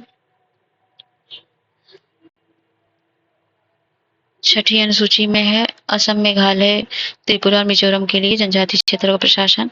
आठवीं में संविधान द्वारा मान्यता प्राप्त भाषाएं, ये भी सही है, मतलब 3 सही है, तो ऑप्शन हो जाएगा डी। ये है भाग है विषय है, भाग 11 में क्या है? और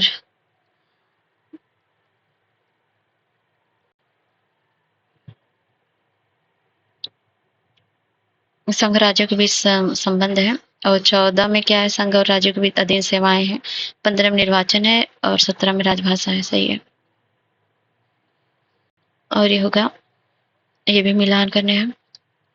ब्रिटेन, अमेरिका, कनाडा, यहाँ से क्या लिया गया है?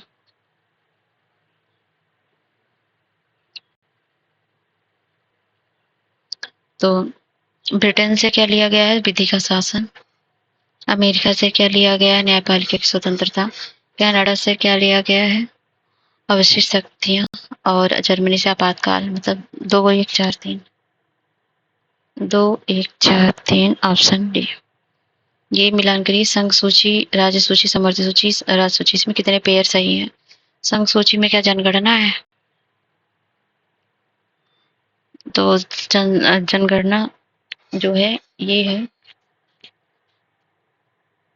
जनगणना संघ सूची का है, ये सही है। और ये राज्य सूची में जनसंख्या नियंत्रण, जनसंख्या नियंत्रण जो है समवर्ती सूची में, ना कि राज्य सूची में। समवर्ती सूची में सार्वजनिक स्वास्थ्य है, सार्वजनिक स्वास्थ्य राज्य सूची में है। राज्य सूची में क्या शिक्षा है? राज्य सूची में जो है शिक्षा नहीं है, शिक्षा समवर्ती सूची में है, तो इसमें जो है सुमेलित केवल एक ही है।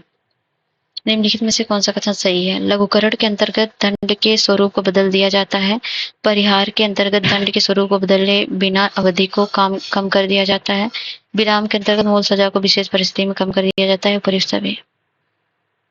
तो सभी सही है, ऑप्शन डी। राष्ट्रपति द्वारा अध्यादेश जारी करने की शक्ति है कार्यकारी, विधायी, सैन्य, यश व विवेक। तो ये है विधायी शक्ति। और ये है अनुच्छेद 73 और 162 और 78 में क्या है देखना है।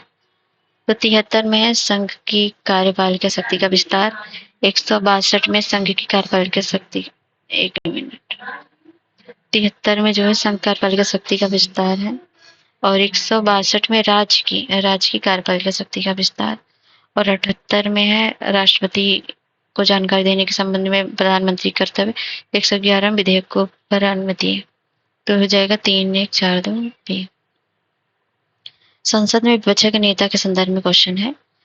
उनका कार्य सरकार के कार्यों की उचित आलोचना एवं वैकल्पिक सरकार की व्यवस्था करना है, होता है, और उसे वेतन, भत्ते एवं सुविधाएं कैबिनेट मंत्री की तरह मिलते हैं। दोनों बातें सही हैं, ऑप्शन ए।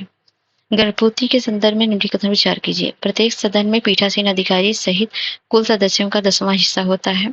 सदन के संचालन के समय कोरम पूरा नहीं होने पर यह प्रधानमंत्री का दायित्व है कि वह सदन की कार्यवाही को स्थगित कर दे। तो ये हो जाएगा, पहला तो सही है लेकिन ये गलत है ऑप्शन, तो ऑप्शन हो जाएगा डी। संसद में सदन की कार्यवाही हेतु भाषा के संदर्भ में कौन सा क्वेश्चन सही है? संविधान में सदन कार्यवाही हेतु हिंदी और अंग्रेजी भाषा का उपबंध किया गया है।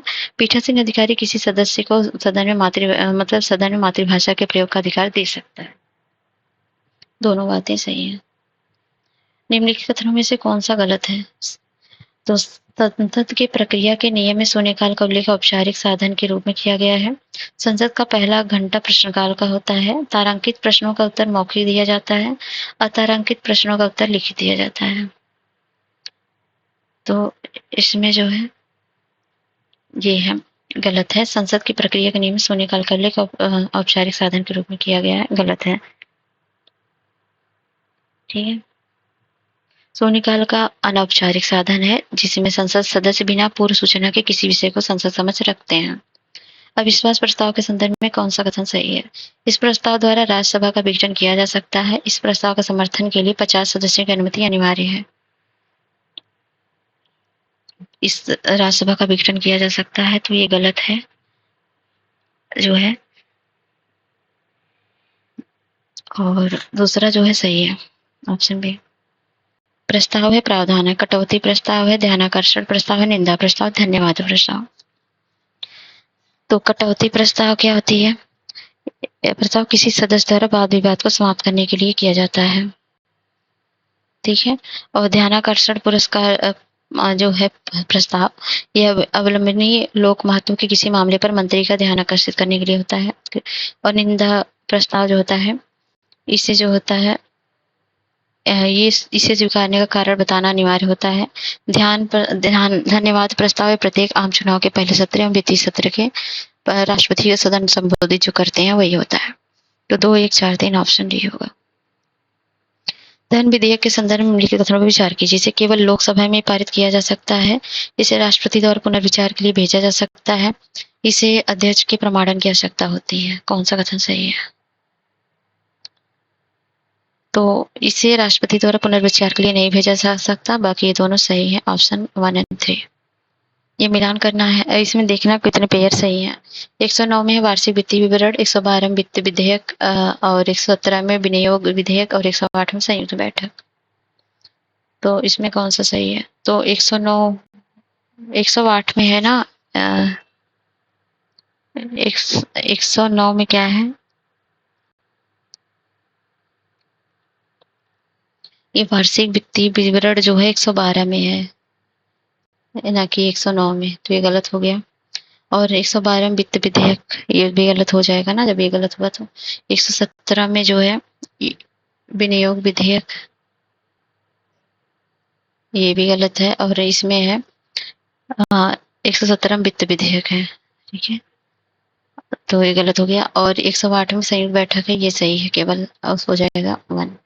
संयुक्त बैठक के संदर्भ में उनके कथनों में विचार कीजिए।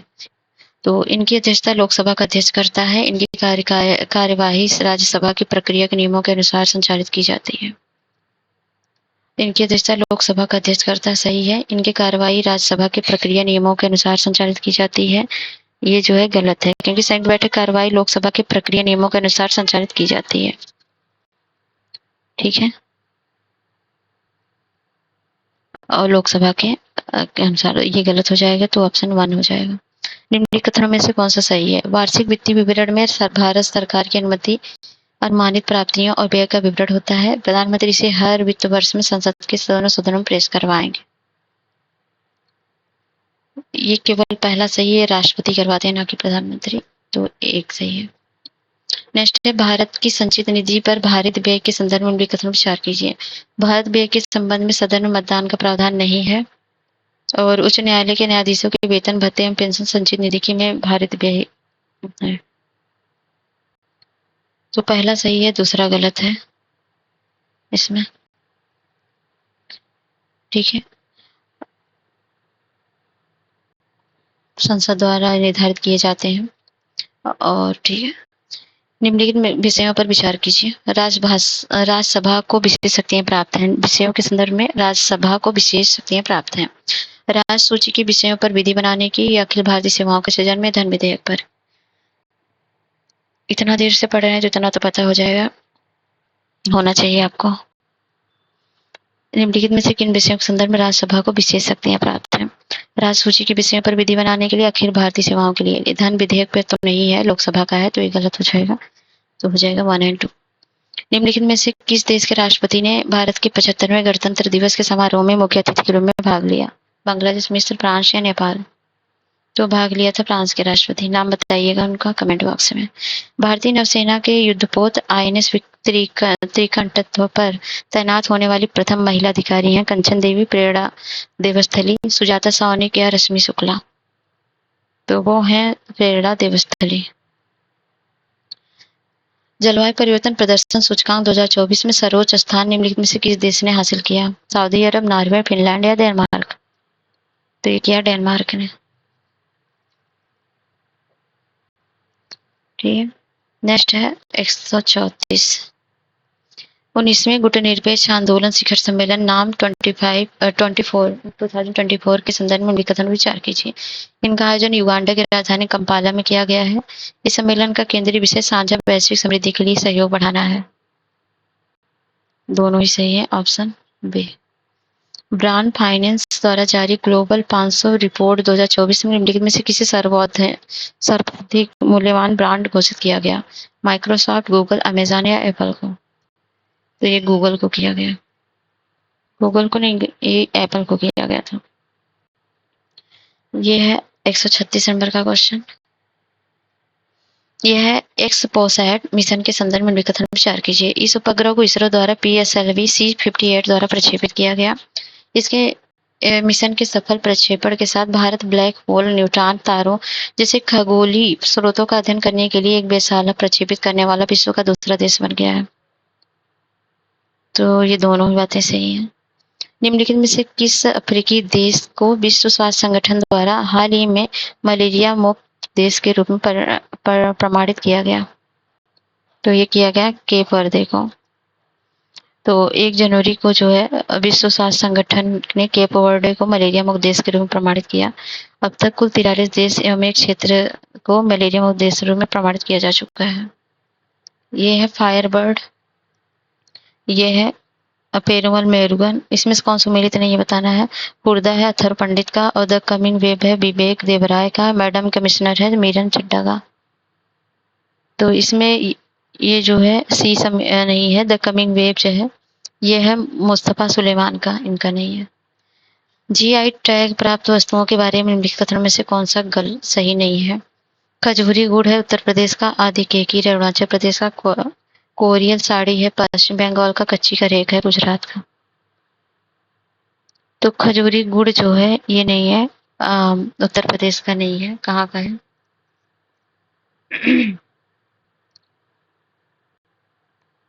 बताइए मुझे कहाँ का है।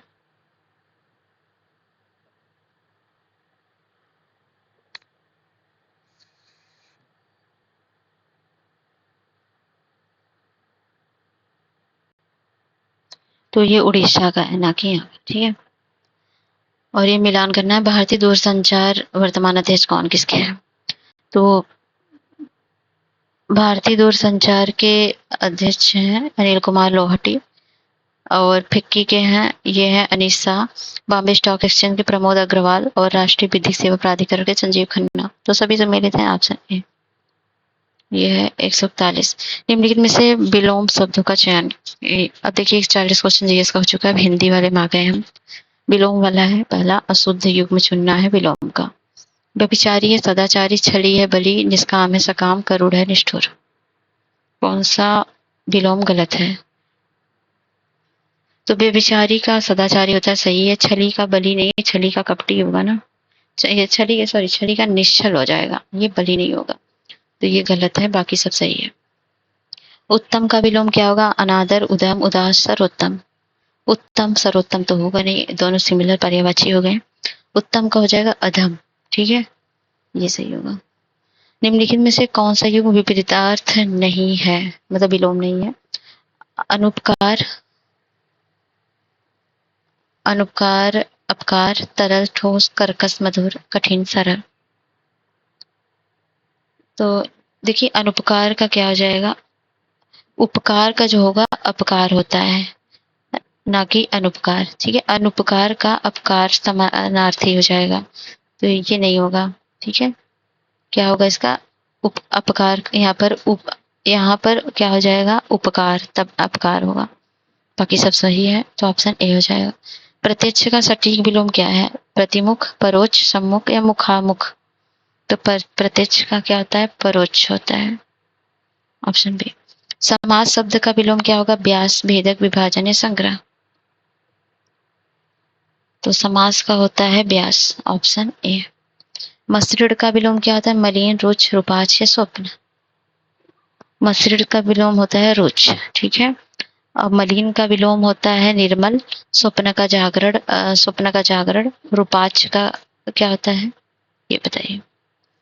और अशुद्ध विलोम कौन सा है इसमें?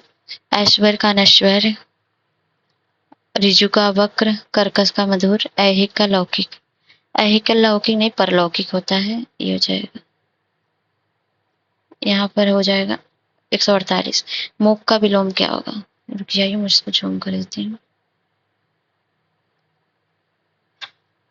मुख मुख का विलोम होगा मृदुस्वर, कटुभाषी, बधिर या वचाल। मुख का वचाल होता है। यौवन का विलोम क्या होता है? प्रापक, विरसचरा या दत्तक। तो यौवन का होता है जरा, जरा यौवन का होता है, ठीक है। जंगम का शब्द का सटीक विलोम क्या होता है? भयावह, स्थूल या स्थिर या स्थावर। जंगम का विलोम स्थावर होता है, स्थूल का होता है दुर्बल और स्थिर का अस्थिर होता है, ठीक है। और उच्छिष्ट का उपयुक्त विपरीतार्थ क्या होता है? अभच, अनुच्छिष्ट या अखाद्य अभुक्त। तो इसका होता है अनुच्छिष्ट। सृष्टि शब्द का सटीक विलोम क्या है? विसृष्टि, प्रलय, व्यष्टि या समष्टि। तो ये होता है प्रलय। सृष्टि का प्रलय, सृष्टि मतलब बनना, प्रलय में बिखरना। और साहचर्य शब्द का सटीक विलोम क्या होता है? वैमनस्य, असहयोग, विनियोग या अलगाव। इसका होता है अलगाव। साहचर्य मतलब साथ रहना, अलगाव में से अलग रहना। प्रच्छन्न शब्द का विलोम क्या होता है? प्रत्यक्ष, प्रतिपन्न, अप्रतिबद्ध या गौड़। तो प्रच्छन्न का क्या होता है? इसका होता है प्रतिपन्न। प्रच्छन्न का अर्थ होता है ढका हुआ, लिपटा हुआ, और प्रतिपन्न का होता है अंगीकृत। मुखर शब्द का सटीक विलोम होता है मोक्ष, मूक, मौन या मुखर में जो बहुत बोलता है और जो चुप रहता है उसका विलोम हो जाएगा मौन। निम्नलिखित में से विलोम शब्दों का अशुद्ध युग्म कौन सा है? स्तुत्य, निंद्य, शीर्ष, तर, अपराधी, निरपराधी, अवशेष, अशेष। ये अवशेष अशेष नहीं होगा, निःशेष होगा, ठीक है, ये गलत हो गया। निःशेष होता है। 157 है, विलोम शब्द का अशुद्ध युग्म कौन सा है? आवरण का अनावरण है, आपत्ति का अनापत्ति है, दिगंबर का पीताम्बर, दीर्घ का लव। और आवरण का अनावरण, आपत्ति का अनापत्ति। तो इसमें दिगंबर का होता है पीताम्बर नहीं, दिगंबर का श्वेतांबर होता है। पढ़ा होगा ना इसको भी जैन धर्म में। निम्नलिखित में से विलोम शब्द का शुद्ध युग्म है आवर्तक, अनावर्तक, ध्वंस का विध्वंस, गणतंत्र का राजतंत्र, अविर्भूत का तिरोभूत। इसका होगा ध्वंस का निर्माण होगा, ना कि विध्वंस। दोनों तो एक हो गए, सिमिलर हो गए, तो ध्वंस का निर्माण। विलोम शब्द अशुद्ध है कौन सा? सृजन का संहार, यथार्थ का कृत्रिम, तामसिक का सात्विक, विहित का निहित। तो सृजन का संहार होता है, सही है। यथार्थ का कृत्रिम होता है, सही है। तामसिक का सात्विक, ये भी सही है। विहित का निहित नहीं होगा, विहित का निषिद्ध होगा। एक सेकेंड।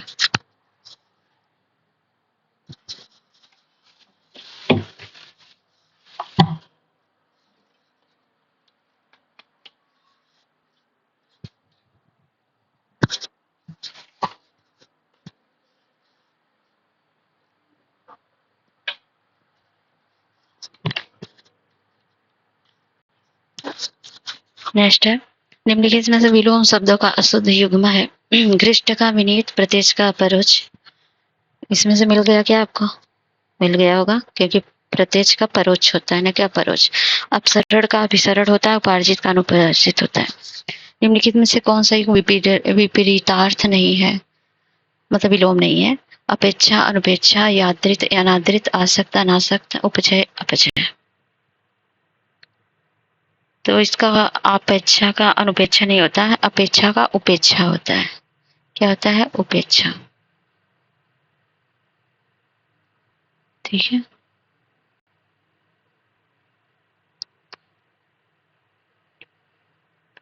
ये है निम्नलिखित में से कौन सा युग विपरीतार्थ नहीं है? अवनत का उन्नत, रोपण का उन्मूलन, जागृत का निद्रा, जागृत का सुसुप्त। तो जागृत का निद्रा नहीं होगा, जागृत का सुप्त होगा, ठीक है। सुप्त जागृत ज्वालामुखी पड़ा होगा। नेक्स्ट है, निम्नलिखित में से कौन सा विपरीतार्थ नहीं है? मतलब विलोम नहीं है। भ्रांत का विश्रांत, अथक का थक, अभिज्ञ का अज्ञ, दुराशय का सदाशय। तो ये भ्रांत का विभ्रांत नहीं होगा, भ्रांत का निभ्रांत होगा, निभ्रांत। भ्रांत का क्या हो जाएगा? निभ्रांत। नी लगा दीजिए, बाकी भ्रांत रहने दीजिए। निम्नलिखित में से कौन सा युग्म विपरीत मतलब विलोम नहीं है? सौभाग्य का दुर्भाग्य, सकीर्ण का विकीर्ण, कृतज्ञ का कृतघ्न, विराग का अनुराग। देखिए, संकीर्ण का विकीर्ण नहीं होता, संकीर्ण का विस्तीर्ण होता है, विस्तार वाला, विस्तीर्ण। संकीर्ण का क्या हो जाएगा? विस्तीर्ण।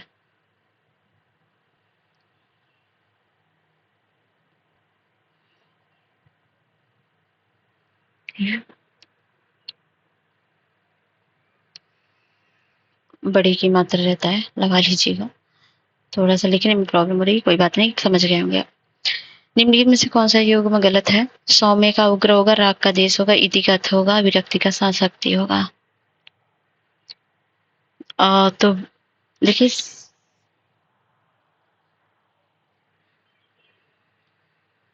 इसमें विरक्ति का अनुरक्ति होगा, ना कि सशक्ति। गलत है। निम्नलिखित में से कौन सा युग विपरीतार्थ मतलब विलोम नहीं है? आगत का लागत, आगत का लागत होगा, पहले ही गलत दिख रहा है, तो आगत का अनागत होगा, ये गलत है। प्राचीन का अर्वाचीन होगा, आदि का अंत्य होगा, आर्द्र का शुष्क होगा। विग्रह का उपयुक्त मतलब विलोम कौन सा है? विग्रह का, विग्रह का हो जाएगा अनुग्रह। वैमनस्य का विलोम क्या होगा? वैमनस्य का हो जाएगा सौमनस्य। वैमनस्य सौमनस्य, ठीक है, सही है। भूगोल का क्या हो जाएगा? इतिहास, विज्ञान, भूगोल या खगोल। भूगोल का होता है खगोल, ठीक है, ऑप्शन डी। छीड़ का उपयुक्त विपरीतार्थ क्या होगा? छीड़ का अधिक, पुष्ट, वज्र, क्षति। तो इसका हो जाएगा पुष्ट, छीड़ का पुष्ट होता है। सहयोग का विलोम क्या होगा? योगहीन, दुर्योग, वियोग या असहयोग। सहयोग का असहयोग। अंत का उपयुक्त विपरीतार्थ क्या है? अंत का सीमित, प्रारंभ या आदि या आरंभिक। क्या है? अंत का हो जाएगा आपका आदि, अंत होता है ना, आदि। आदि में शुरू, अंत में खत्म। आमिष का उपयुक्त विलोम क्या है? सामिष, मांसाहारी, सात्विक या निरामिष। तो ये आमिष का होता है निरामिष। अनिप्सित का क्या होगा? अभिषिप्त या कुत्सित, इसिप्त या अधिसिप्त। तो इसका होगा इप्सित। अनिप्सित का इप्सित होता है। सुजाति का विलोम क्या होगा? कुजाति, विजाति, अजाति, स्वजाति। इसका हो जाएगा कुजाति। सु और कु, सु में सुंदर, कु से कुरु, वही है। निमीलन का सटीक विलोम होगा उन्मूलन, उन्मीलन, सम्मीलन या रोपड़। निमीलन का तो इसका हो जाएगा उन्मीलन। अवमूल्यन का सटीक विलोम क्या है? अधिमूल्यन, आमूलन, अवमीलन या समूलन। तो ये हो जाएगा अधिमूल्यन। अवमूल्यन ना इन्फ्लेशन वाला, वो जो क्या बोलते हैं, अवमूल्यन पैसे का जो गिरावट होता है। परिमित, परिमित का सटीक विलोम क्या होगा? सुमित, कुमत, दुर्मित, अमित। ये होगा अमित। और ये है 179। अश्रांत का विलोम विश्रांत होगा। गहरा का विलोम क्या होगा? गहरा, गहराई, उथला, गंभीर, उच्छिष्ट या गौरव। तो इसका हो जाएगा उथला। कटु का विलोम क्या होगा? मधुर, तीक्ष्ण, अम्ल, तिक्त। तो कटु का मधुर होगा। आलोक का विलोम किरण, प्रकाश, तिमिर या दिन होगा। आलोक, ये तीनों तो समानार्थी शब्द हैं। तिमिर अंधेरा है, तो यही होगा आलोक का तिमिर। और साधारण का सटीक विलोम विशेष, सामान्य, विशिष्ट या श्रेष्ठ होगा। साधारण का विशेष होगा। संगठन का विलोम क्या होगा? संकुचन, प्रसारण, विसरण या विघटन। संगठन, संगठन का हो जाएगा आपका विघटन। अल्पज्ञ का वृद्धि, अलभ्य, बहुज्ञ या पेच्छा। अल्पज्ञ में थोड़ा सा होता है, तो इसका हो जाएगा बहुज्ञ। उपमान का विलोम क्या होगा? उपमेय, अनुपमेय, प्रमेय या उपसर्ग। इसका होगा उपमेय। एकाग्र का विलोम क्या होगा? चंचल, वाचाल या विनीत या आलोक?